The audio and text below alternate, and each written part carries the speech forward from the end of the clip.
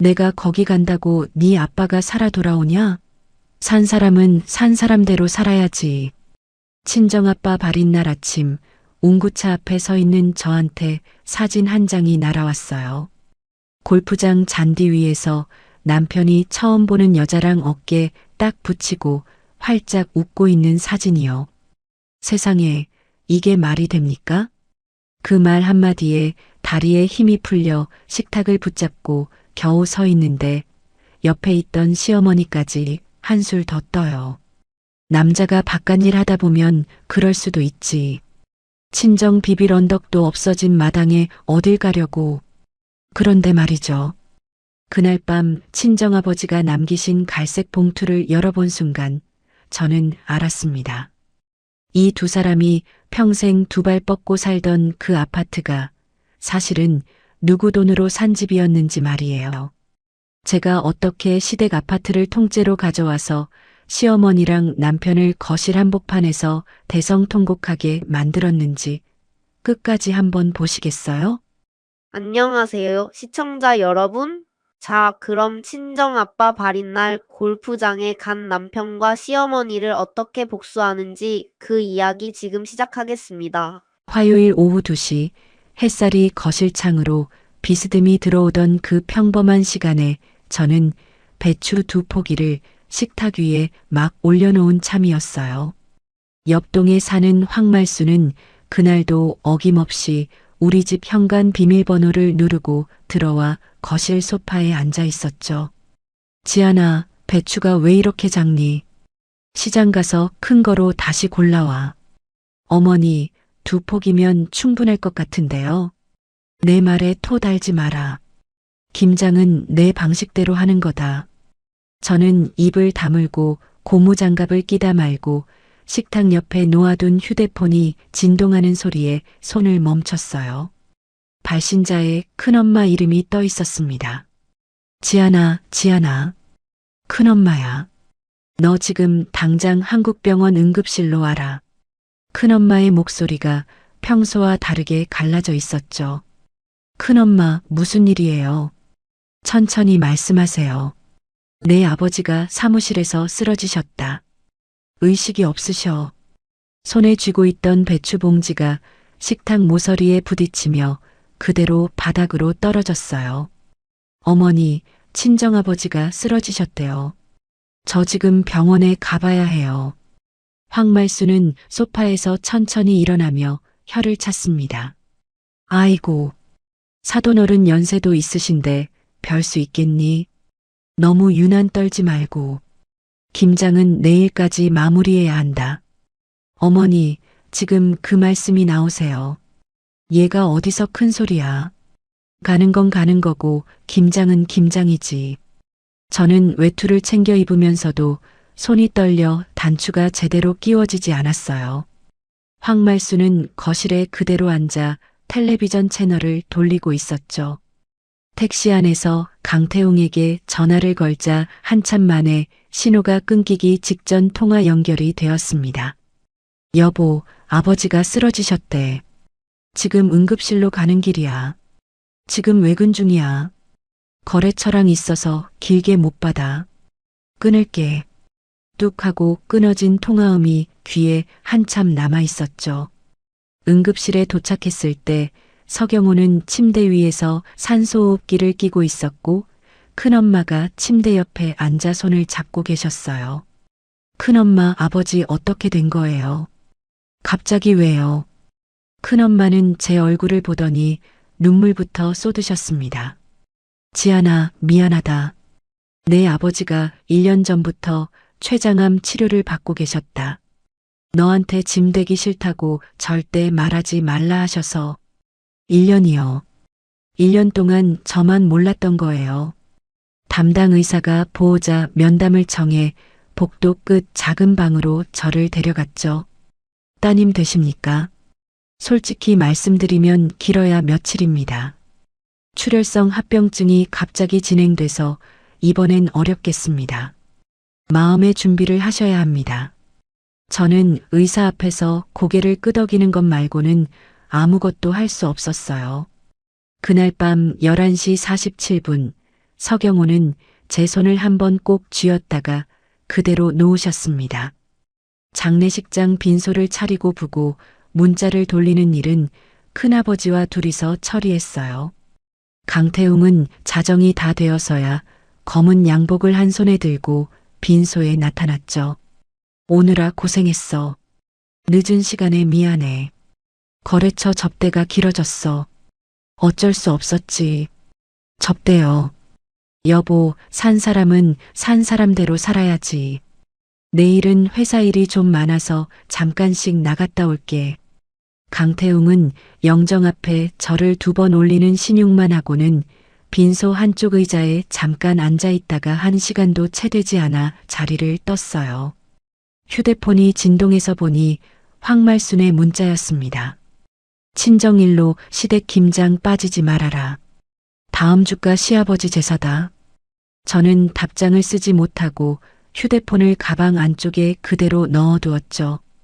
빈소 둘째 날 새벽 의자에 기대 깜빡 잠이 든 사이 큰엄마가 제 어깨를 흔들어 깨우셨어요.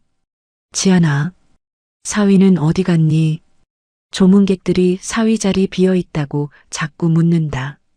전화해 볼게요, 큰엄마. 강태웅에게 20통이 넘게 전화를 걸었지만 신호만 갔다가 끊어졌습니다. 겨우 한 통 도착한 문자에는 짧은 한 줄만 적혀 있었죠. 급한 일 처리 중. 발인 시간 맞춰 갈게. 그 문장을 몇 번이고 다시 읽어봐도 미안하다는 말은 한자도 보이지 않았어요. 둘째 날 밤이 깊어 빈소가 잠시 조용해졌을 무렵 큰아버지가 제 옆자리에 앉으셨습니다. 지안아, 큰아버지가 너한테 전해줄 게 있다. 큰아버지는 양복 안주머니에서 갈색 봉투 하나를 꺼내 제 손에 쥐어주셨죠. 이게 뭐예요, 큰아버지? 2달 전쯤이다. 내 아버지가 병문안 왔던 나한테 맡기시면서 그러더라. 우리 지안이가 정말 힘들어질 때 그때 전해달라고. 봉투는 두툼했고 모서리가 손때로 살짝 달아 있었어요. 지금 열어볼 정신이 없으면 발인 끝나고 봐도 된다. 다만 잃어버리진 마라. 네, 큰아버지.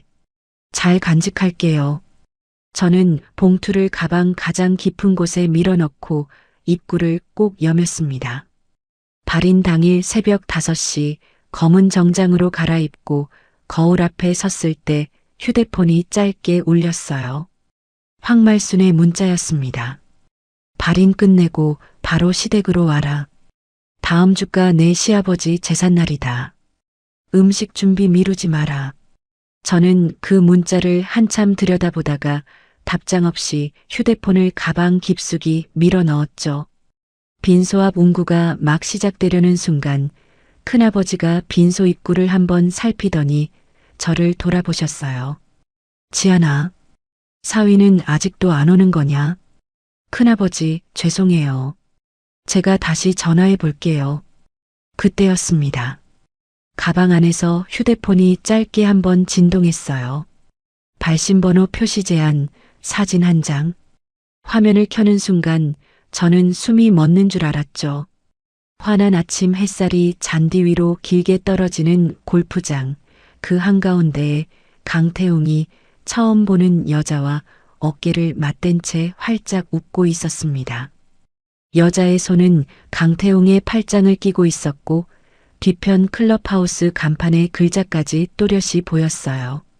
지안아, 왜 그래? 얼굴이 왜 그러니?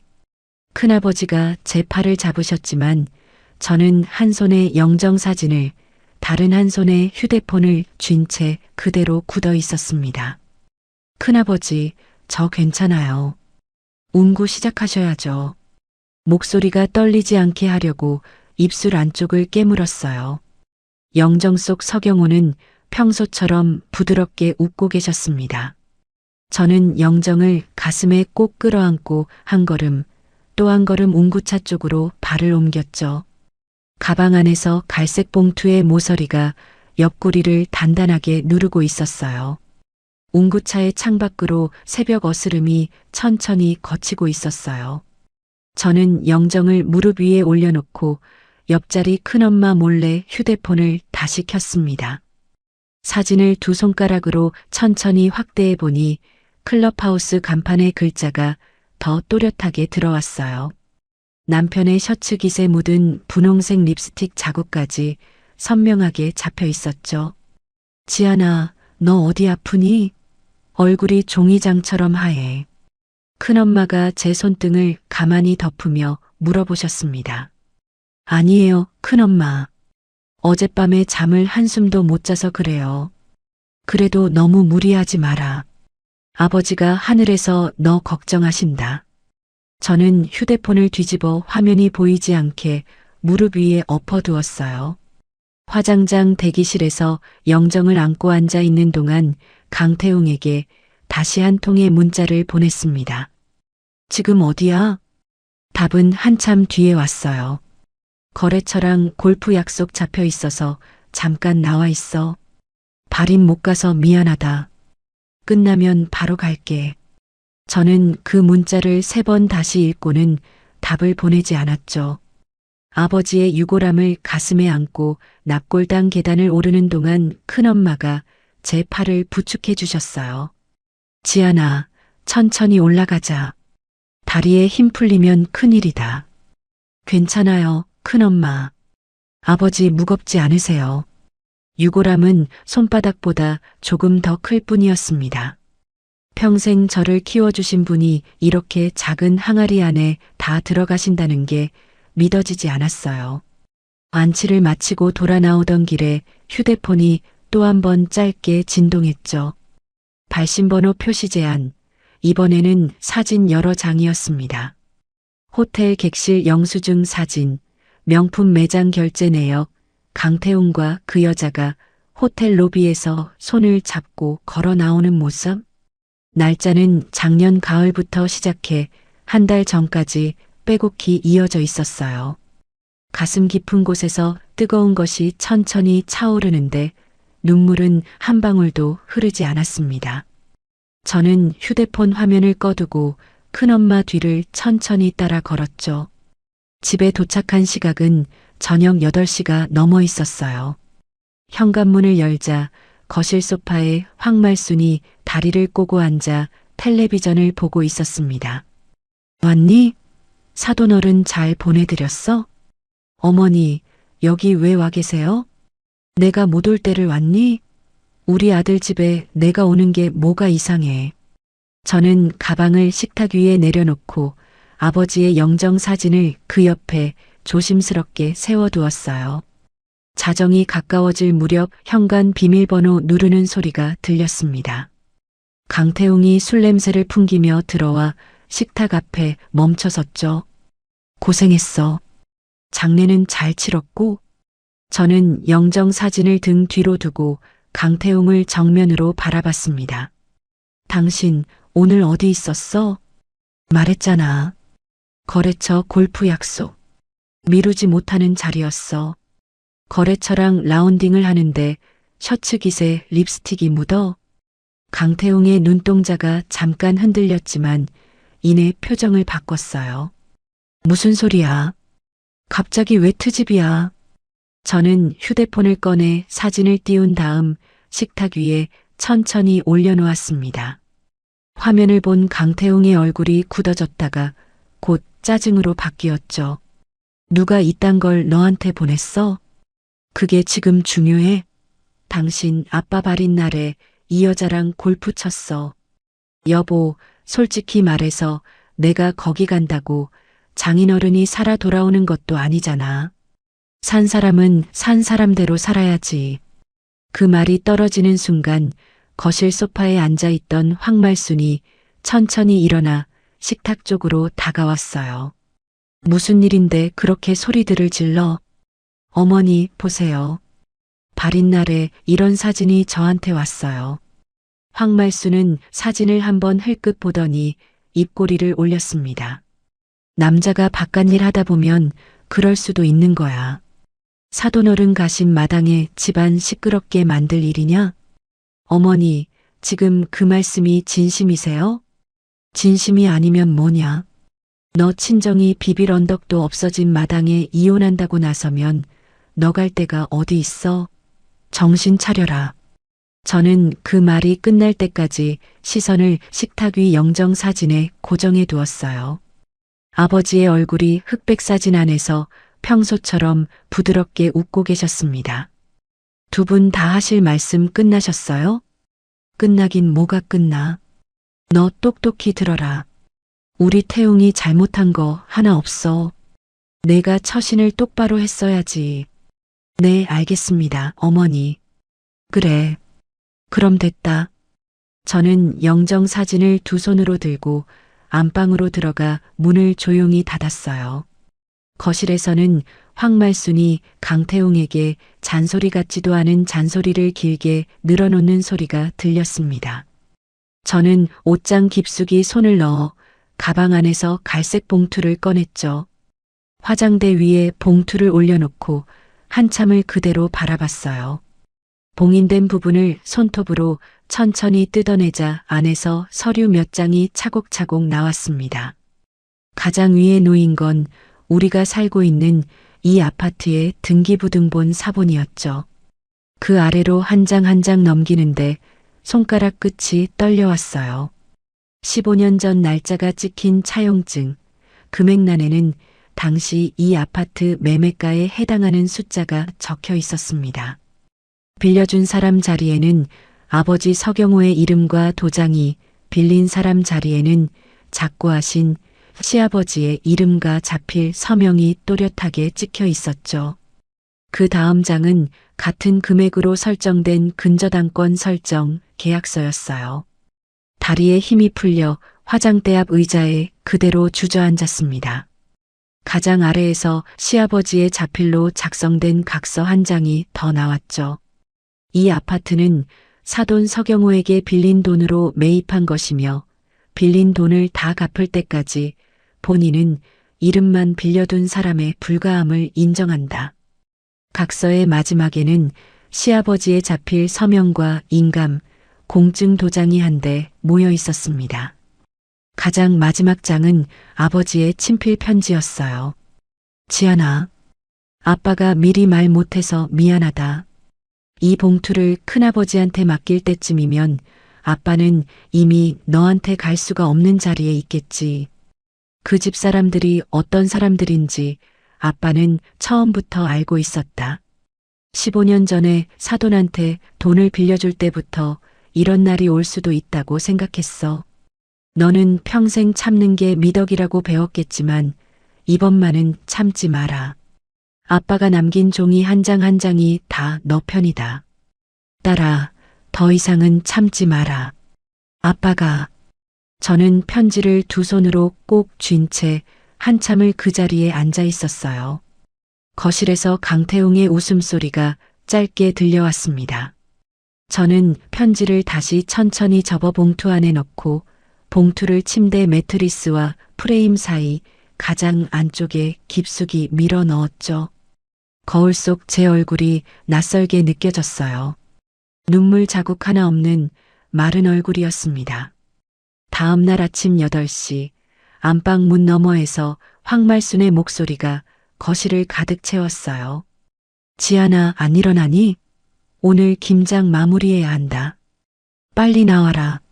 저는 거울 앞에서 머리를 단정하게 빗어내리고 옅은 화장까지 마친 뒤에야 거실로 나갔습니다. 어머니, 오셨어요? 오긴 뭘 와. 새벽부터 와 있었지. 어서 김장이나 마저 끝내자. 어머니, 죄송한데 친정 49제 준비할 일이 남았어요. 며칠 친정에 다녀올게요. 황말순의 눈썹이 단번에 치켜 올라갔죠. 얘가 정신이 있는 거니 없는 거니? 친정일은 친정일이고 시댁일은 시댁일이지. 네, 어머니. 그래서 김장 끝나고가 아니라 지금 다녀오겠다는 거예요. 강태웅이 알면 가만히 있을 것 같아? 강태웅 씨한테는 제가 따로 말씀드릴게요. 저는 미리 챙겨둔 핸드백을 어깨에 메고 갈색 봉투를 가방 안주머니에 깊숙이 넣었어요. 황말순의 목소리가 등 뒤에서 한참을 쫓아왔지만 현관문이 닫히는 순간 깨끗하게 잘렸습니다. 택시를 잡아 타고 도착한 곳은 광화문에 있는 박정미의 사무실이었죠. 15년 만에 다시 마주 앉은 정미는 제 얼굴을 한참 들여다보더니 천천히 입을 열었어요. 지안아, 너 얼굴이 왜 이래? 무슨 일이야? 정미야, 나 좀 도와줘. 너 말고는 갈 데가 없어.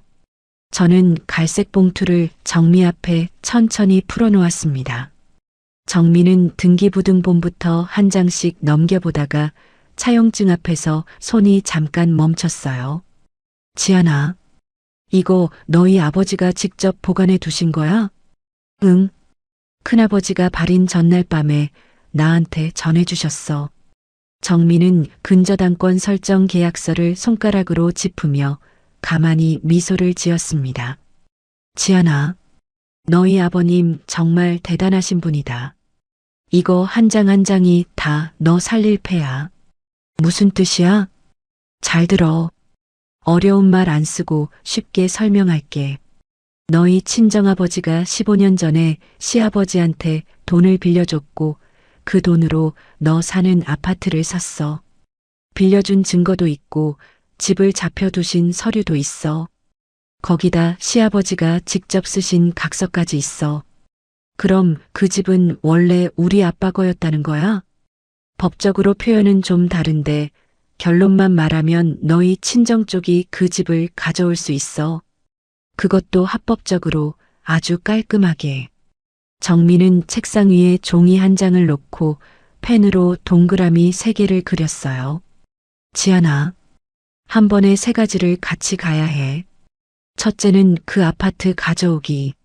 둘째는 강태웅이랑 이혼하면서 위자료 받아내기. 셋째는 그 여자한테 위자료 청구하기. 셋 다 같이 가도 돼? 같이 가야 효과가 있어. 따로 하면 저쪽에서 도망갈 시간이 생겨. 저는 그제야 어깨에서 힘이 조금 풀렸습니다. 정미야, 사실 어제 발신번호 표시 제한으로 사진이 왔어. 강태웅이 그 여자랑 골프장에 있는 사진. 누가 보낸 건지 짐작 가는 사람 있어? 몰라. 근데 지금 그게 중요한 건 아닌 것 같아. 그래. 그 사람이 누군지는 나중에 자연스럽게 드러나. 지금은 우리가 따로 캐고 다닐 필요 없어. 정미는 명함 한 장을 책상 위로 밀어주었어요. 여기는 내가 자주 같이 일하는 합법 등록 조사업체야. 사람 미행 같은 거 말고 공개된 자료만 정리해줘. 회사 출입 기록, 공개 장소 만남, 본인이 올린 SNS 그런 거. 불법은 절대 안 돼, 정미야. 나중에 약점 잡힐 일은 만들고 싶지 않아. 걱정 마. 그래서 너한테 소개해 주는 거야. 저는 정미 사무실을 나와 곧장 회계사 사무실로 향했습니다. 아버지가 30년 가까이 거래해 오신 분, 김 회계사는 저를 보자마자 자리에서 일어나 깊이 고개를 숙이셨어요. 따님 되시는 분, 정말 늦었지만 위로의 말씀드립니다. 감사합니다. 아버지가 저한테 미리 말씀해 두신 게 있다고 들었어요. 네, 맞습니다. 서 사장님께서 6개월 전부터 모든 자산을 따님 앞으로 미리 옮겨두셨습니다. 증여세, 상속세 신고도 다 끝났습니다. 따님께서 따로 하실 일은 없으십니다. 저는 책상 위에 놓인 서류를 한 장 한 장 들춰보다가 손끝이 시려오는 걸 느꼈죠. 아버지가 이걸 다 혼자 하셨다고요? 네. 따님께 짐 되기 싫다고 하시면서요. 그리고 이거 따로 전해달라 하셨습니다. 김 회계사가 두툼한 노란 봉투 하나를 내미셨어요. 봉투 안에는 아버지의 자필 메모와 통장 사본, 송금 내역 출력물이 빼곡히 들어 있었습니다. 지난 10년간 황말순이 병원비와 생활비 명목으로 친정에서 가져간 돈의 입금일과 금액이 날짜 순으로 정리되어 있었어요. 그 옆에는 같은 날짜, 같은 금액이 황말순의 적금 통장과 강태경이 운영하는 카페 상호의 계좌로 흘러들어간 흔적까지 함께 적혀 있었죠. 회계사님, 이걸 아버지가 다 알고 계셨네요. 네. 서 사장님께서 1년 전부터 따로 정리해 두셨습니다. 한 번도 안사돈께 직접 말씀하시진 않으셨고요. 왜 한 번도요? 따님 시집살이 더 시킬까봐 그러셨답니다. 다 때가 있다고 하시면서요. 저는 노란 봉투를 가슴에 꼭 안았습니다. 그리고 한 가지 더 말씀드릴 게 있습니다. 사장님 사옥 있지요. 그 1층 상가에 위층 사무실 2층 있는 건물. 그것도 매각 안 하시고 그대로 따님 명의로 옮겨두셨습니다. 사옥까지요? 네. 따님이 언젠가 그 자리에서 새로 시작하실지 모른다고 하셨습니다. 집으로 돌아오는 길에 정미가 소개해준 조사업체에서 1차 보고가 들어왔어요. 휴대폰 화면에 짧은 요약이 떠 있었습니다. 대상자 강태웅, 만남 상대 유나라, 32세, 거래처 직원, 강남 한신 오피스텔 1207호, 임차인 강태웅 단독 명의, 보증금 출처가 회사법인 계좌로 추정, 주 3에서 4회 출입 확인. 저는 휴대폰을 가방에 다시 넣고 깊게 숨을 들이마셨죠. 집에 도착하니 거실에 강태웅이 와이셔츠 차림으로 소파에 누워 텔레비전을 보고 있었어요. 어디 갔다 와? 어머니가 너 친정 갔다고 어찌나 화내시던지. 강태웅 씨, 며칠 친정 좀 다녀올게. 또 49제가 뭐 그렇게 길어. 살 사람은 살아야지. 네, 살 사람은 살아야죠. 강태웅이 제 말투에 잠깐 고개를 돌렸지만 저는 이미 안방으로 들어와 문을 닫고 있었습니다. 화장대 앞에 앉아 아버지의 영정 사진을 정면에 똑바로 세워두었어요. 책상 위에 정미가 보내온 위임장 3장이 펼쳐져 있었죠. 대여금 반환 청구 소송, 이혼 청구 소송, 상간자 손해배상 청구 소송. 저는 펜을 들어 한 장씩 또박또박 이름을 적어 내려갔습니다. 서지안, 서지안, 서지안.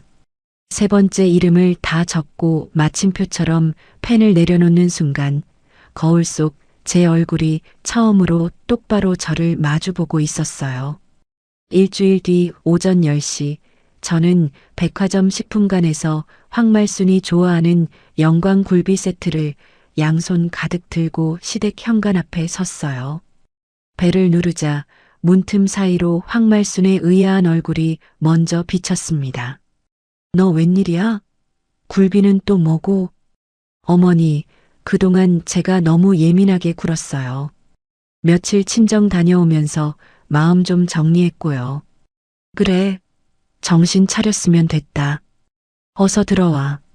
거실에 들어서자마자 빨간 고무대야 2개가 바닥 한가운데를 차지하고 있었죠. 저는 외투를 벗고 앞치마를 두르며 안주머니에 넣어둔 작은 녹음기의 버튼을 슬쩍 눌렀습니다. 어머니, 양념은 어디까지 하셨어요? 고춧가루만 풀어놨다. 새우젓이랑 멸치액젓 비율은 내가 봐야 돼.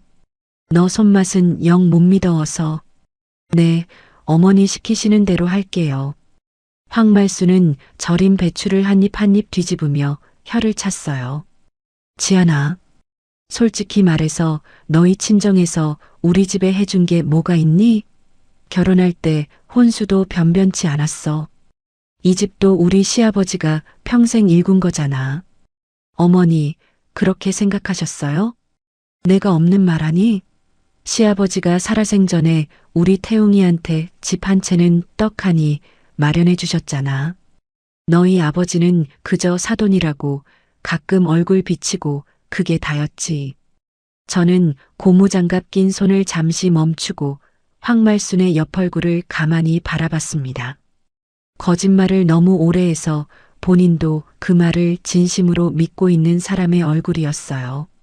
네, 어머니. 제가 그동안 너무 몰랐네요. 이제라도 알았으면 됐어. 그래서 내가 너한테 그렇게 잔소리하는 거다. 다 너 잘되라고 하는 소리야.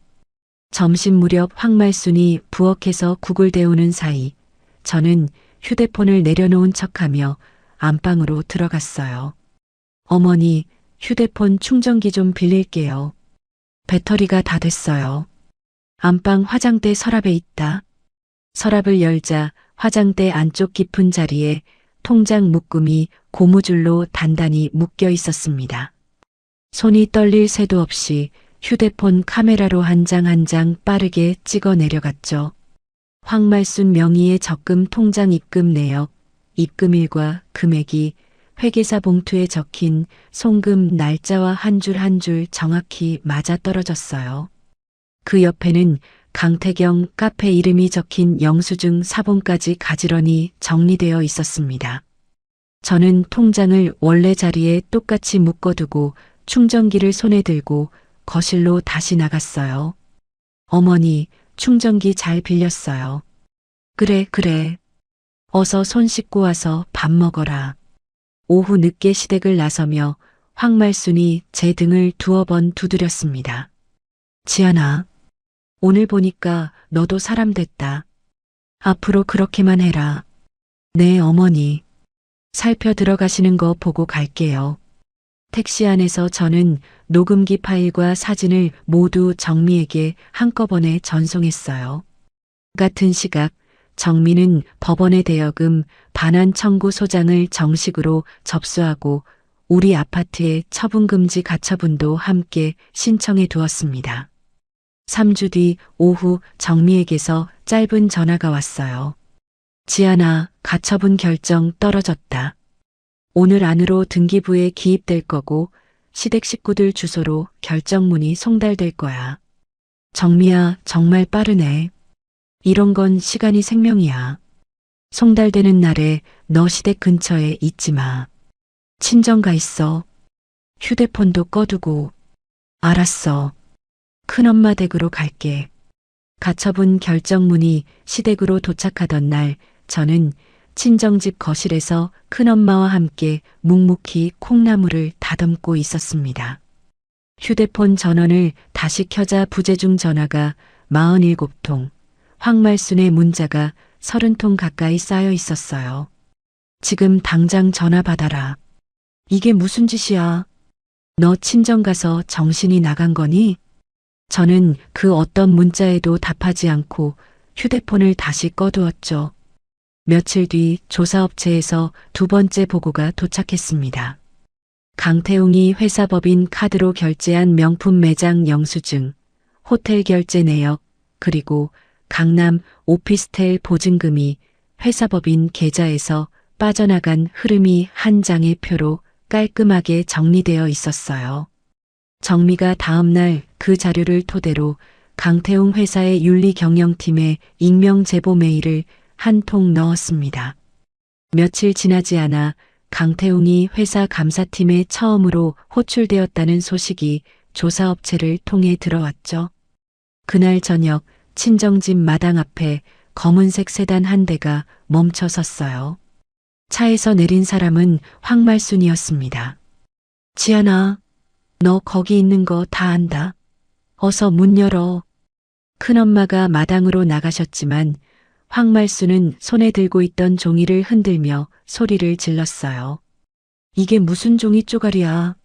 이거 누가 받은 결정문이라고? 저는 천천히 마당으로 걸어나가 황말순 앞에 섰습니다. 어머니, 큰엄마 댁이에요. 좀 진정하세요. 진정하게 됐니? 너 친정 등에 업고 이 어미를 길거리에 내쫓겠다는 거야? 아무도 어머니를 길거리로 내쫓는다고 한 적 없어요. 이게 다 뭔데? 우리 집에 무슨 빚이 있다는 거야? 그때 황말순의 등 뒤로 또 한 사람이 천천히 차에서 내렸어요. 큰 시아주번이었습니다. 형님이 좀 말 좀 해주세요. 얘가 지금 우리 식구 다 망하게 생겼어요. 큰 시아주번이는 황말순의 손에서 결정문을 받아 한참을 들여다보셨죠. 종이 위에 적힌 차용증 날짜와 근저당권 설정 일자에 눈이 멈춘 순간 큰 시아주번이의 얼굴색이 천천히 바뀌었어요. 말순아, 이거 동생 글씨다. 네, 무슨 말씀이세요? 여기 서명. 우리 동생 자필이야. 내가 평생 본 글씨인데 내가 못 알아보겠니? 황말순의 입이 그대로 벌어졌습니다. 형님, 그게 무슨 말씀이세요? 우리 영감이 왜 사돈한테 그런 걸 써줘요? 말순아, 지금 그걸 나한테 따질 게 아니야. 진정하고 일단 집에 가자. 큰 시아주버니가 황말순을 부축하듯 차에 다시 태우고는 저를 한번 돌아보셨어요. 재수 씨, 미안합니다. 일단 우리도 정리할 시간이 좀 필요합니다. 네, 아주버님. 살펴가세요. 차가 마당을 떠난 뒤 큰엄마가 제 등을 가만히 쓸어주셨습니다. 같은 시각 강태웅에게서 전화가 빗발치기 시작했어요. 5번째 전화에서 저는 처음으로 통화 버튼을 눌렀죠. 강태웅 씨, 무슨 일이야? 너 미쳤어? 회사로 이혼 소장이 왔어. 거기다 그 여자한테까지 위자료 청구 소장이 갔다고. 너 진짜 돌았어? 강태웅 씨, 큰 소리 그만 내. 다 정상적인 절차야. 여보, 우리 한 번만 얘기하자. 응? 어머니가 지금 거실에서 쓰러지셨어. 어머니 옆에 큰 시아주버니 계실 거야. 그분이 잘 챙겨주실 거야. 저는 통화를 끊고 거실 한쪽에 미리 설치해둔 홈 CCTV 앱을 열었어요. 화면 안에서는 강태웅이 우리 집 거실 식탁을 주먹으로 내리치고 있었고 그 옆에서 황말순이 머리를 풀어헤친 채 소리를 지르고 있었습니다. 저는 녹화 버튼이 빨갛게 점등된 것을 확인하고 화면을 조용히 꺼두었어요. 화장대 위 아버지의 영정사진은 친정 안방에서도 평소 자리에 똑같이 놓여 있었죠. 저는 사진 앞에 가만히 고개를 한번 숙였습니다. 다음 날 아침 9시 시댁 거실에는 황말순의 호출로 모인 사람들이 거실 소파와 식탁 의자를 가득 메우고 있었어요. 황말순의 친정 동생 2사람, 강태경, 큰 시아주버니까지 한자리에 앉아 있었고 저는 가장 안쪽 끝자리에 조용히 앉았습니다. 옳게 와줘서 고마워. 오빠가 좀 잘못한 거는 맞는데 그래도 우리 가정은 지켜야 하잖아. 강태경이 가장 먼저 입을 열었어요. 평소 명품 가방을 자랑하던 그 목소리에 어울리지 않게 부드러운 톤이었죠. 형님, 무슨 말씀이세요? 옳게 친정 부모님 일로 마음 많이 상한 건 알아. 근데 그거 핑계로 집안을 이렇게까지 뒤집어 놓으면 안 되지. 황말순의 친정 동생이 옆에서 거들었습니다. 우리 누님이 그동안 너 며느리로 얼마나 아껴줬는데. 사람이 도리가 있어야지. 도리요? 작은아버지께서 말씀하시는 도리가 어떤 도리인지 여쭤봐도 될까요? 얘가 어디서 따박따박 말대답이야. 황말순이 식탁을 쾅 내려치며 일어났어요. 저는 그 소리에도 어깨를 움찔하지 않았습니다. 대신 무릎 위에 올려둔 서류 봉투를 양손으로 천천히 들어 식탁 한가운데 풀어놓았어요. 어머니, 작은아버지, 형님. 말씀 다 끝나셨으면 이제 제 차례예요. 이게 다 뭐야? 하나씩 보세요. 어머니 먼저 보시는 게 좋을 것 같아요. 가장 위에 올린 건 차용증 사본이었습니다. 그 아래로 근저당권 설정 계약서, 시아버지의 자필 각서, 황말순의 적금 통장 사본, 강태경 카페로 송금된 영수증 사본이 차례로 모습을 드러냈죠. 황말순이 종이를 한 장 들었다가 손을 떨며 다시 내려놓았어요. 이거 누가 만든 거야? 너 어디서 이런 거 가져왔어? 어머니, 제가 만든 게 아니에요. 시아버님이 직접 쓰신 거고 회계사 사무실에서 받은 자료예요. 강태경이 카페 영수증 위에 손을 얹으며 얼굴이 굳었습니다. 옳게, 이건 무슨 오해 같은데. 우리 카페 인테리어는 내가 적금 깨서 한 건데. 형님, 통장 입금 날짜랑 카페 결제 날짜가 한 줄도 안 틀리고 똑같아요. 제가 보여드릴까요? 큰 시아주버니가 천천히 차용증을 다시 집어들었어요. 서명란을 2번, 3번 들여다보더니 깊게 한숨을 내쉬셨습니다. 말순아, 이건 분명히 내 동생 글씨다. 내가 어제도 봤고 오늘 다시 봐도 똑같다. 형님, 그래도 어떻게 사돈한테 빌렸다고 그러세요? 우리 영감이 사업으로 번 돈으로 산 집인데. 말순아, 더 거짓말하면 나도 더는 못 봐준다. 큰 시아주버니가 자리에서 일어나 황말순과 거리를 두며 식탁 반대편으로 옮겨 앉으셨어요. 황말순의 친정 동생들도 슬그머니 강태경 쪽으로 자리를 조금씩 옮겼습니다. 방 안의 공기 자체가 황말순 한 사람을 천천히 밀어내고 있었죠. 같은 시각 강태웅의 휴대폰이 식탁 위에서 진동하기 시작했어요. 화면에 회사 감사팀 번호가 떠 있었습니다. 여보세요. 네, 부장 강태웅입니다. 네, 지금요? 알겠습니다. 통화를 끄는 강태웅의 얼굴이 종이장처럼 하얗게 변했죠. 어머니, 저 회사 좀 다녀와야 해요. 태웅아, 지금 회사가 문제야? 여기 사돈 집에서 우리 집 빼앗으려는 거 안 보여? 어머니, 회사에서 대기 발령이래요. 법인 카드 건으로 추가 조사 들어간다고요. 황말순이 그 자리에서 다리에 힘이 풀려 식탁 모서리를 붙잡았어요. 태웅아, 그게 무슨 말이야? 너 우리 회사 부장인데 누가 너를 조사해? 어머니, 조용히 좀 하세요.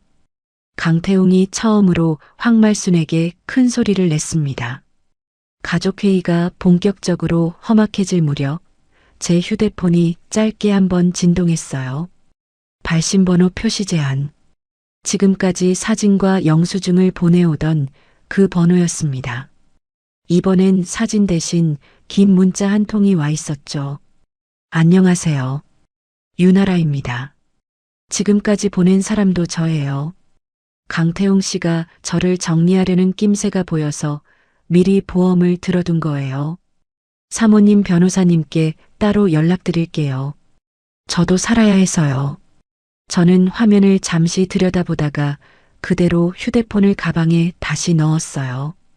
강태웅 씨, 어머니, 형님, 저는 오늘 여기까지 할게요. 나머지는 변호사님 통해서 말씀 나누는 게 좋을 것 같아요. 지안아, 너 어디가? 어머니, 저 오늘 처음으로 어머니께 제 의견을 분명히 말씀드릴게요. 저 더는 안 참아요.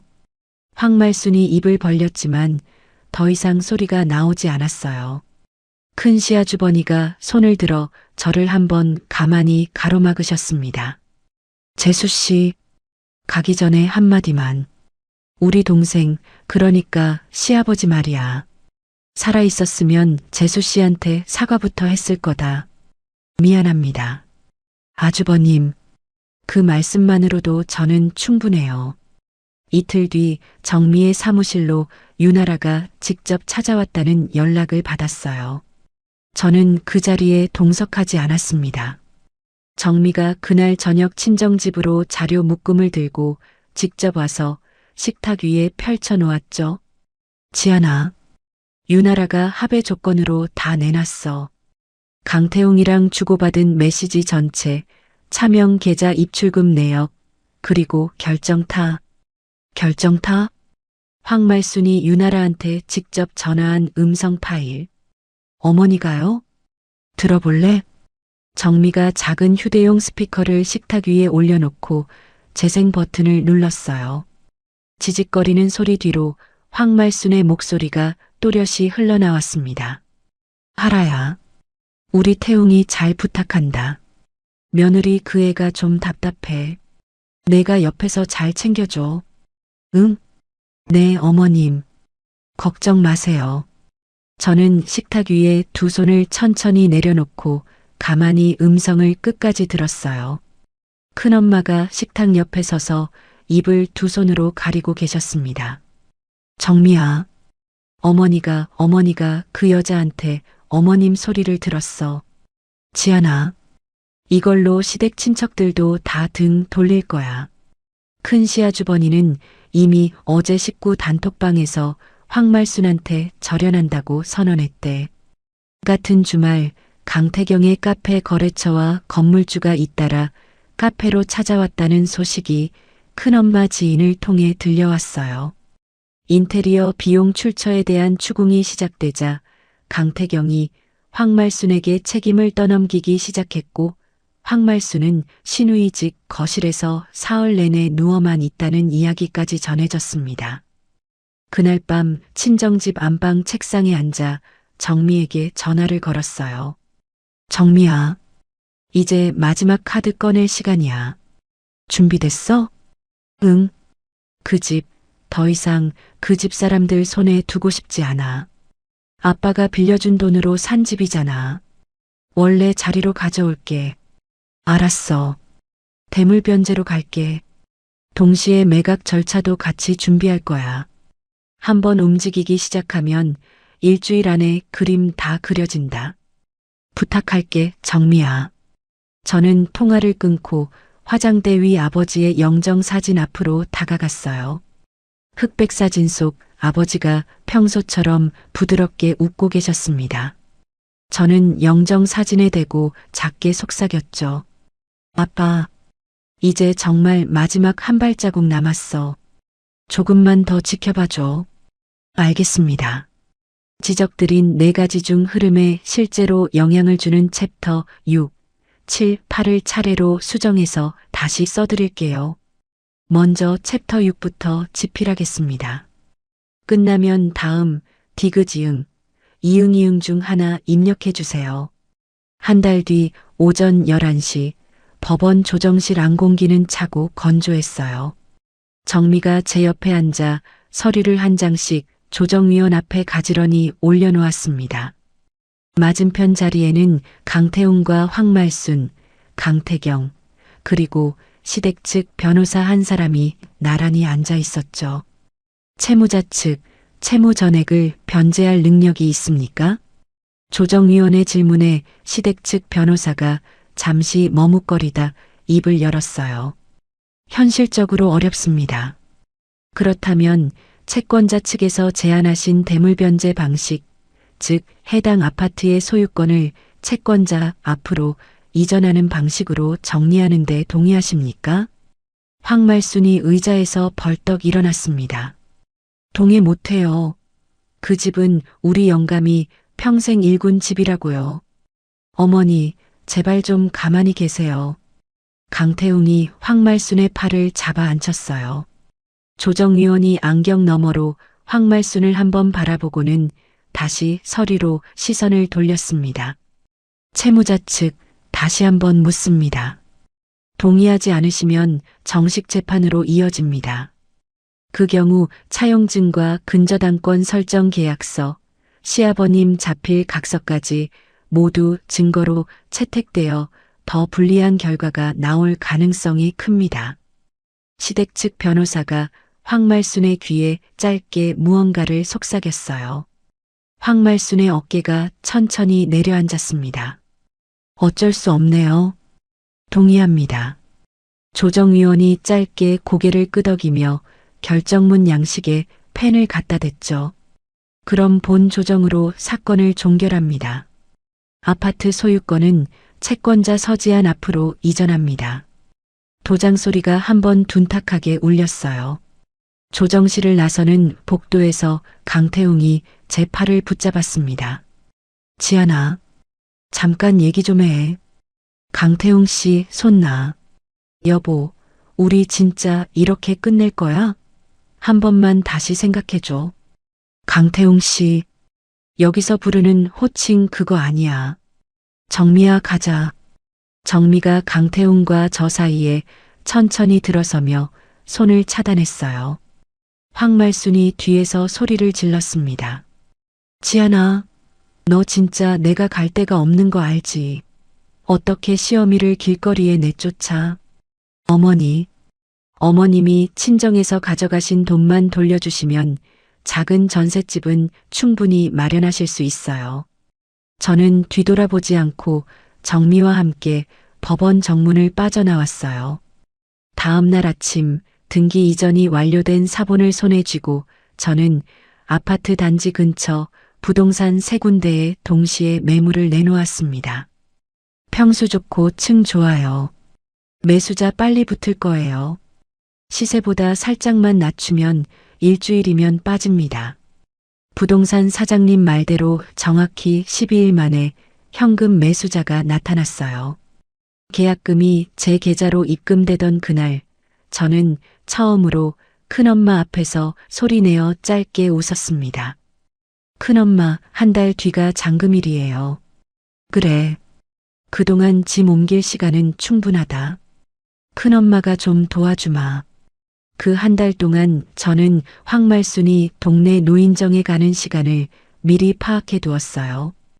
오전 10시부터 오후 3시까지 화요일과 목요일에는 단지 밖 미용실까지 다녀오시는 일정이었습니다. 그 시간을 맞춰 친정에서 받은 혼수 그릇 세트와 제 옷까지, 책, 아버지가 남기신 만년필을 작은 박스에 나눠 담아 친정집으로 조금씩 옮겼어요.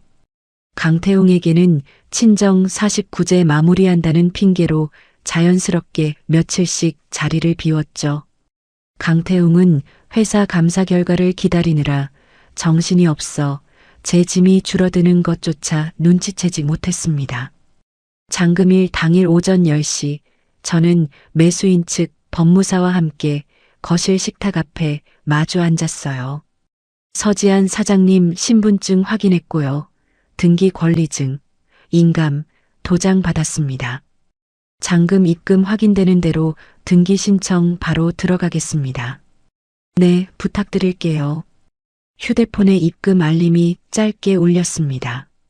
매매 대금 전액이 한 번에 제 계좌로 들어왔어요. 법무사가 자리에서 일어나며 가볍게 고개를 숙였습니다. 이제 이 집은 매수인분 소유로 넘어갑니다.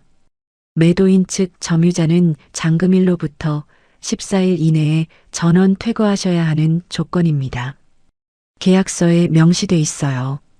네, 알고 있어요. 법무사가 떠나고 1시간쯤 지났을 무렵 현관벨이 울렸어요. 새 집주인 측에서 보낸 인테리어 실측 팀이었습니다. 마침 미용실에서 돌아온 황말순이 옆동에서 한달음에 건너와 거실 소파에 막 앉던 참이었죠. 누구세요? 우리 집에 왜 와요? 안녕하세요. 새로 매수하신 분 측에서 보내서 왔습니다. 거실 줄자 좀 재고 가도 될까요? 황말순의 얼굴이 점점 굳어졌어요. 새로 매수? 무슨 소리예요? 이 집은 우리 아들 집이에요. 어머님, 오늘부로 소유권이 저희 의뢰인분으로 넘어왔어요. 자세한 건 매도인 분께 여쭤보시면 됩니다. 황말순이 그 자리에서 두 다리에 힘이 풀려 현관 신발장 앞에 주저앉았습니다. 저는 안방에서 마지막 박스를 들고 거실로 나왔어요. 어머니, 잘 들어가세요. 강태웅 씨한테는 따로 연락할 거예요. 지안아, 너 무슨 짓을 한 거야? 이 집이 어떻게 하루아침에 남의 집이 돼? 어머니, 하루아침이 아니에요. 15년 전부터 정해져 있던 일이에요. 저는 현관문을 열고 뒤도 돌아보지 않고 엘리베이터에 올라탔습니다. 엘리베이터 거울 속 제 얼굴은 의외로 차분했어요. 같은 시각 강태웅은 회사 인사팀 사무실에서 권고사직 통보서에 서명을 마치고 사무실 정문을 나서던 참이었습니다. 휴대폰이 끊임없이 울렸어요. 황말순의 번호였죠. 여보세요. 어머니, 지금 좀 정신없는데. 태웅아, 집이 팔렸어. 우리 집이 팔렸다고. 뭐라고요? 어머니, 그게 무슨 소리예요? 새 집주인이 사람을 보냈어. 14일 안에 나가라고 했어. 강태웅의 손에서 휴대폰이 미끄러져 인도 위로 떨어졌습니다. 화면이 깨지는 소리가 짧게 울렸어요. 그날 저녁 강태웅은 깨진 휴대폰을 손에 쥐고 곧장 옆동 황말순의 집으로 달려갔습니다. 현관문이 활짝 열린 채로 거실 한가운데 황말순이 머리를 풀어헤치고 주저앉아 있었어요. 어머니, 정신 좀 차려보세요. 태웅아, 내 집이 어떻게 남의 집이 되냐고. 강태웅이 그 옆에 무릎을 꿇고 앉아 두 손으로 얼굴을 가렸어요. 어머니, 저 회사도 잘렸어요. 권고사직 통보받았어요. 뭐, 태웅아, 너 무슨 소리야? 법인 카드 건이래요. 비자금 의혹으로 추가 조사 들어간다고요. 황말순의 입에서 짐승 같은 울음소리가 옆동 거실 천장을 향해 길게 퍼져나갔습니다. 같은 시각 저는 친정집 거실에 앉아 큰엄마가 끓여주신 미역국을 한 숟갈씩 천천히 떠먹고 있었어요. 휴대폰이 짧게 울리며 정미의 메시지가 떴습니다. 이혼 조정기일 잡혔다. 위자료, 재산분할 둘 다 우리 쪽 우세야. 강태웅 회사 권고사직 자료까지 들어가니까 변호인 측에서 반박할 거리도 없어. 저는 휴대폰을 식탁에 내려놓고 미역국 그릇을 두 손으로 감쌌어요. 큰엄마가 맞은편에 앉아 제 손을 잡으셨습니다. 지안아, 잘했다. 내 아빠가 하늘에서 보고 계실 거다. 저녁 8시쯤 강태경에게서 친정집으로 전화가 걸려왔어요. 올케, 어머니가 갈 데가 없으셔. 너무한 거 아니야? 시어머니인데 어떻게 길에 내앉히니? 형님, 어머니 옆에 큰 시아주버님 안 계세요? 큰아주버님은 어머니랑 절연하셨잖아. 형님이 모시면 되겠네요. 어머니가 형님 카페 인테리어 비용까지 다 챙겨주셨잖아요. 전화기 너머에서 강태경이 잠시 숨을 멈췄어요. 올케, 형님, 어머니가 친정에서 가져가신 돈만 돌려주시면 작은 전세는 충분히 마련해 드릴 수 있어요. 변호사님 사무실로 연락하시면 분할 변제 일정 잡아주실 거예요. 저는 통화를 차분히 끊었습니다. 그 시각 옆동 황말순의 거실에서는 강태웅이 황말순의 핸드백을 뒤집어 통장 묶음을 거실 바닥에 쏟아내고 있었어요. 적금 통장 한 권을 들어 페이지를 넘기던 강태웅의 손이 어느 줄에서 멈췄습니다. 어머니, 이 돈 다 어디서 난 거예요? 태웅아, 어머니, 친정에서 가져온 돈 맞아요? 도대체 그동안 무슨 짓을 한 거예요? 황말순은 답을 하지 못한 채 거실 바닥에 흩어진 통장들 사이에 그대로 엎드렸어요. 강태웅의 목소리가 텅 빈 옆동 거실 천장을 향해 길게 갈라졌습니다. 조정실에서 강태웅이 정식 재판으로 가겠다고 버틴 그날 이후 시댁 측 변호사는 한 달 가까이 합의안을 들고 정미의 사무실 문턱을 드나들었어요. 정미는 그때마다 똑같은 대답을 돌려보냈습니다. 의뢰인이 합의 의사 없어요. 정식 재판으로 가시죠. 그 사이 강태웅의 회사에서 진행되던 비자금 사건은 자체 감사 수준을 넘어 경찰 수사로 확대되었어요. 조사 범위가 한 사람의 법인 카드 유용에서 회사 내부 전반의 자금 흐름으로 번지면서 강태웅은 매주 한 번씩 경찰서에 출석해 진술서를 작성해야 했습니다. 큰 시아주버니는 그 와중에도 한 달에 한 번씩 친정집 마당으로 직접 찾아오셨어요. 재수 씨, 우리 집안 어른으로서 면목이 없습니다. 말순이가 그동안 어떻게 살았는지 형으로서 한 번도 제대로 들여다보지 못했네요. 아주버님, 그 말씀만으로도 감사해요. 필요한 거 있으면 언제든 연락 주세요. 더는 못 막아드려서 미안합니다. 큰 시아주버니의 발걸음이 마당을 떠난 뒤에도 큰엄마는 한참을 대문 앞에 서 계셨습니다. 같은 무렵 황말순은 자신의 친정 동생들에게 매일같이 전화를 돌렸지만 가족회의 자리에서 적금 통장 사진과 카페 영수증을 똑똑히 본 친정 식구들은 한 사람도 빠짐없이 황말순의 전화를 받지 않았어요. 마지막으로 황말순이 갈 곳은 강태경의 작은 거실 옆에 딸린 단칸 방뿐이었습니다. 강태경은 황말순을 들이며 한 가지 조건을 걸었다고 들었어요. 엄마, 카페 인테리어 비용 출처는 다 엄마가 책임지신 거예요. 거래처에는 그렇게 다 정리해 두셨고 저는 모르는 일로 해두세요.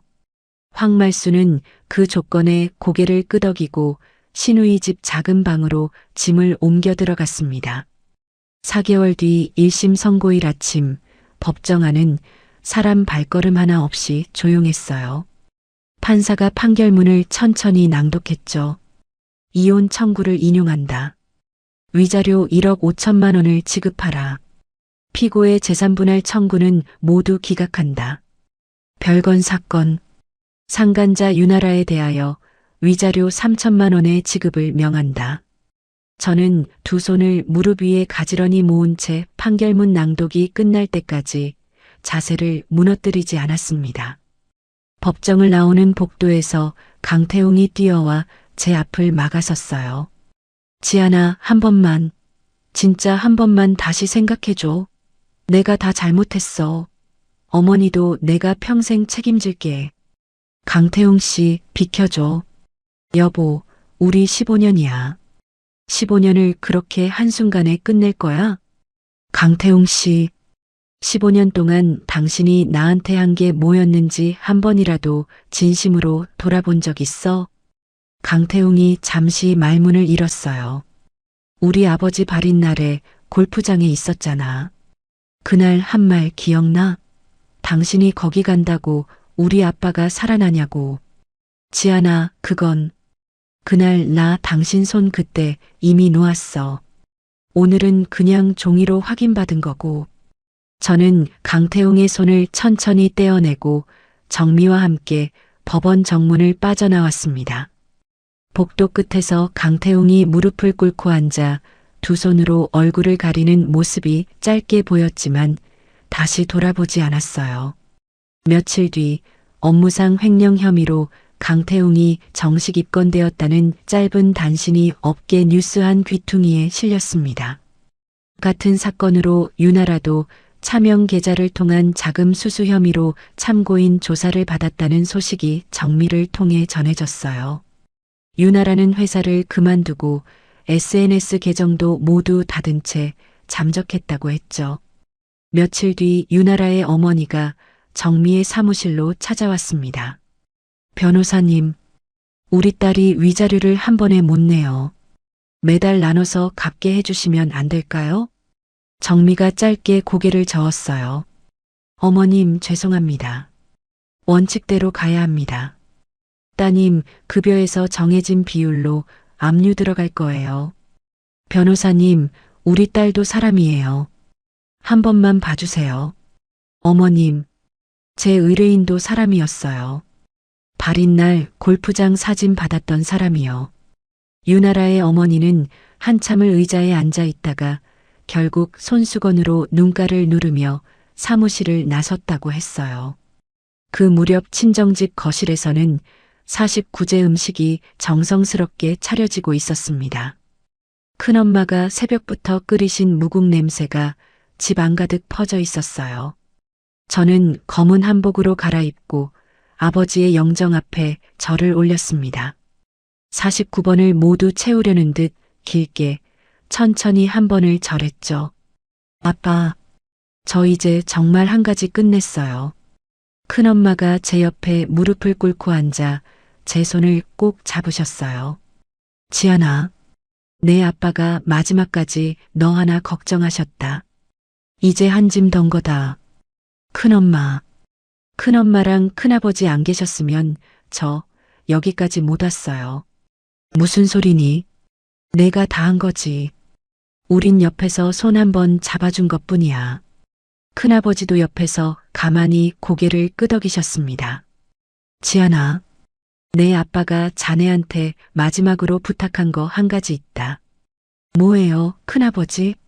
내가 새로 시작하는 거, 그거 하나만 부탁한다고 그러더라. 가게든 뭐든 내 이름으로 한번 차려보라고. 네, 큰아버지. 그렇게 할게요. 저는 영정사진 앞에 두 손을 가지런히 모으고 깊게 한번 더 절을 올렸어요. 그날 저녁 정미가 친정집 현관에 가벼운 꽃다발 하나를 들고 찾아왔습니다. 식탁 위에 서류 봉투 3장이 가지런히 올라갔어요.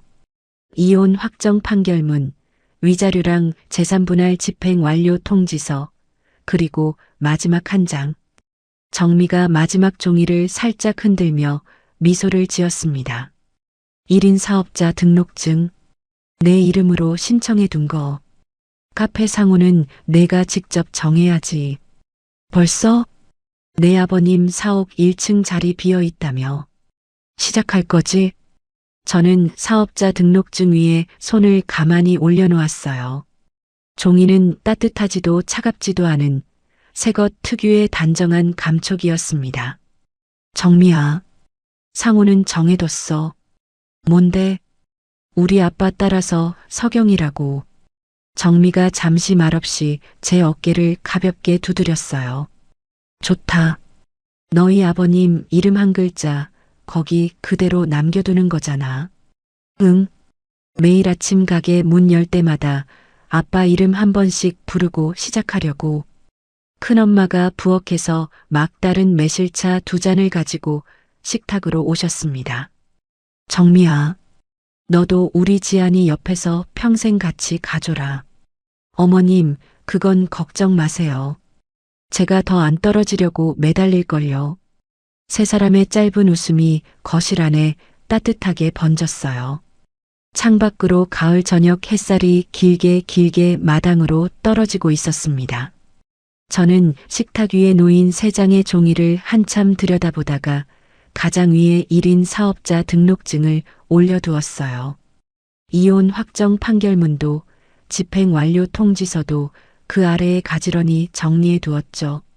마침표 뒤에 새 문장이 막 시작되려는 그런 페이지였습니다. 1년 뒤 가을, 아버지 사옥 1층 유리문에는 베이커리 카페 서경이라는 글자가 따뜻한 갈색으로 새겨져 있었어요.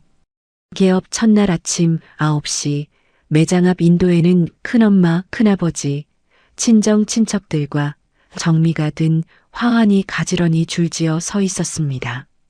지안아, 떨리니? 큰엄마가 제 어깨를 가볍게 매만지며 물어보셨어요. 큰엄마 손이 자꾸 떨려요. 빵 트레이를 몇 번이나 다시 들었는지 몰라요. 잘하고 있어. 내 아빠가 보면 좋아하셨을 거다. 정미가 한 손에 커피잔을 들고 매장 안으로 들어오며 큰 소리로 외쳤습니다. 사장님, 첫 손님 입장합니다. 아메리카노 한 잔이요. 정미야, 너 진짜. 왜? 첫 매출 끊어줘야 사장이 좀 안심하지. 저는 카운터 뒤에 서서 처음으로 손님 자리에 앉은 친구 앞에 커피 한 잔을 내려놓았어요. 손끝이 미세하게 떨렸지만 잔이 흔들리지는 않았습니다. 매장 한쪽 벽에는 아버지의 흑백 사진이 단정한 액자에 담겨 걸려 있었죠. 그 아래 작은 나무 명패에 손글씨로 한 줄을 새겨두었어요. 참지 않는 딸로 키워주셔서 감사합니다. 큰아버지가 액자 앞에서 한참을 서 계시다가 짧게 한숨을 내쉬셨습니다. 경호야, 내 딸이 결국 이 자리에 가게를 열었다. 큰엄마가 큰아버지의 등을 가만히 쓸어주셨어요. 위층 사무실 2개 층은 작은 디자인 스튜디오와 회계 사무실의 임대를 내놓아 매달 안정적인 임대료가 들어오고 있었습니다. 정미는 그날도 카페 한쪽 자리에 노트북을 펴놓고 임대차 계약서를 꼼꼼히 검토해 주었어요. 지안아, 임차인 2군데 다 깔끔해. 보증금 운용도 안전하게 굴려놨고 황말순 측 분할 변제도 매달 잘 들어오고 있어. 정미야, 너 변호사야. 우리 카페 직원이야? 평생 친구지. 그게 제일 무서운 직책이야. 저는 정미 앞에 갓 구운 크림빵을 한 접시 놓아드렸습니다.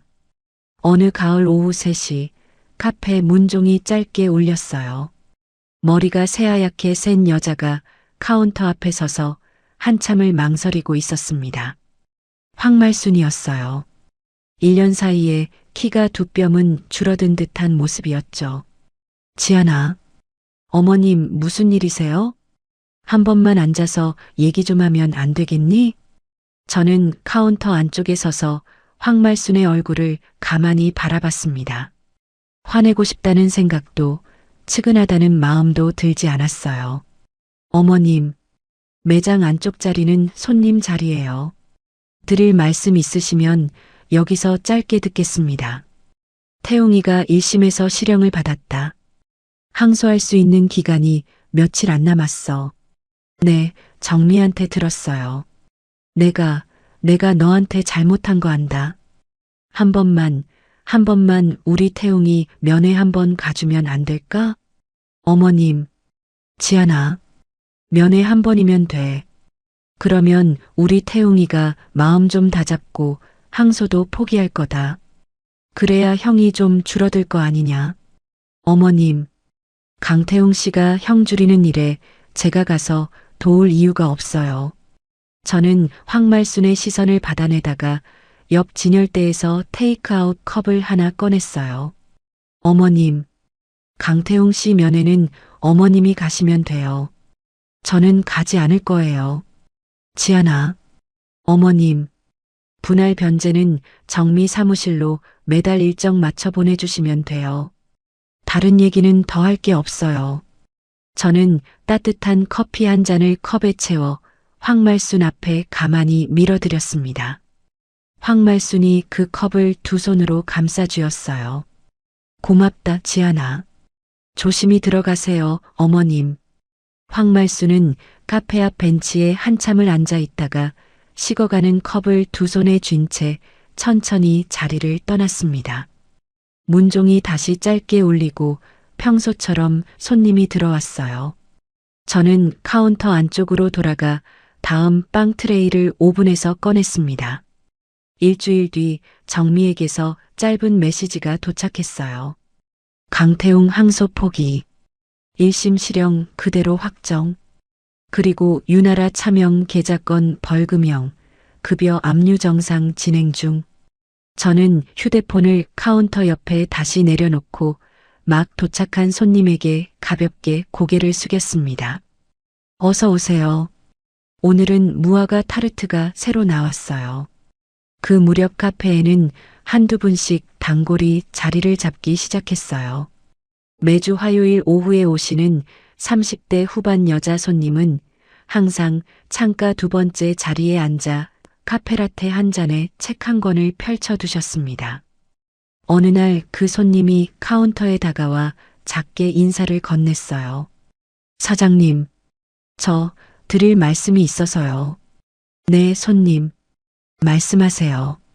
저도 시댁일로 많이 힘들었어요. 여기 처음 왔을 때 벽에 걸린 그 액자 글귀 보고 한참을 울었어요. 아, 그러셨어요. 오늘은 그냥 감사하다고 말씀드리고 싶었어요.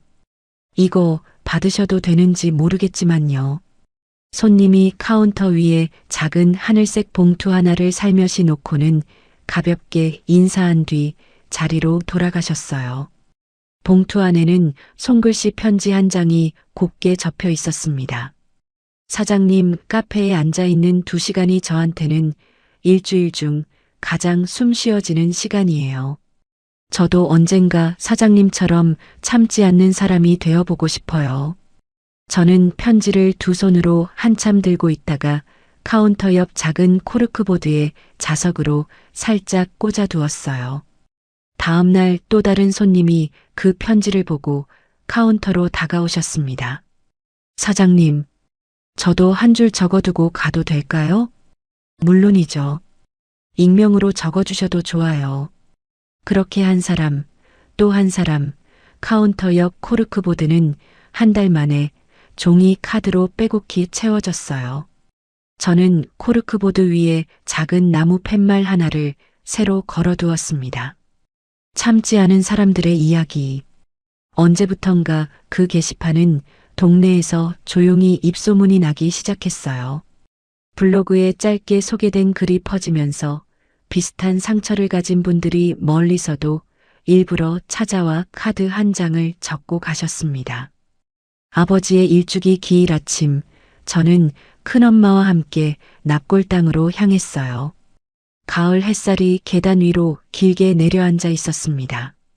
유골함 앞에 갓 구운 빵 한 봉지와 카페 명함 한 장을 가지런히 올려놓았어요. 아빠, 1년 됐어요. 카페 잘 굴러가고 있어요. 큰엄마, 큰아버지도 자주 들러주세요. 큰엄마가 옆에서 손수건으로 눈가를 가만히 누르셨습니다.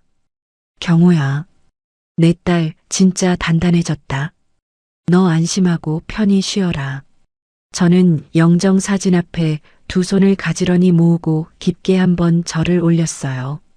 머리를 천천히 들면서 가슴 깊은 곳에서 한마디가 자연스럽게 새어나왔습니다. 아빠, 저 이제 정말 괜찮아요.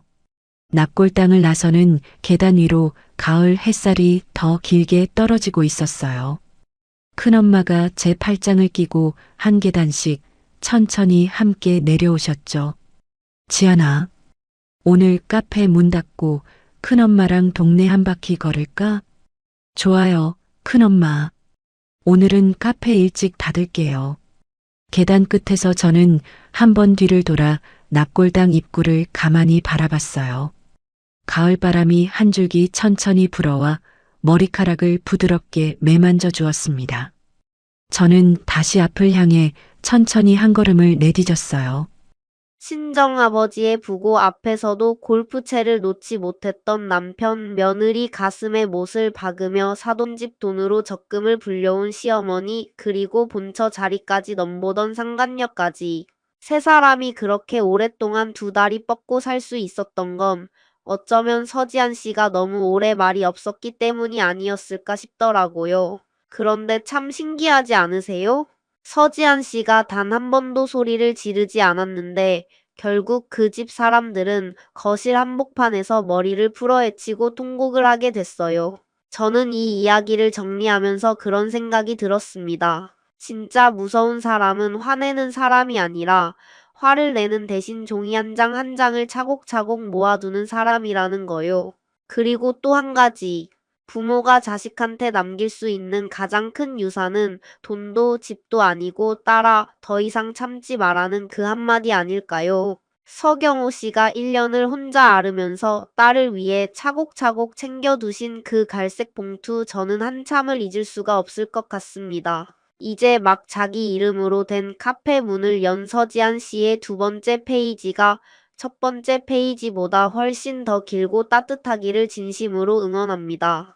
오늘 이야기를 들으시면서 떠오른 누군가가 있다면 짧은 한 줄이라도 댓글로 남겨주세요. 같은 자리에서 묵묵히 견디고 계신 또 다른 누군가에게는 그 한 줄이 갈색 봉투 한 통이 되어줄지도 모르니까요.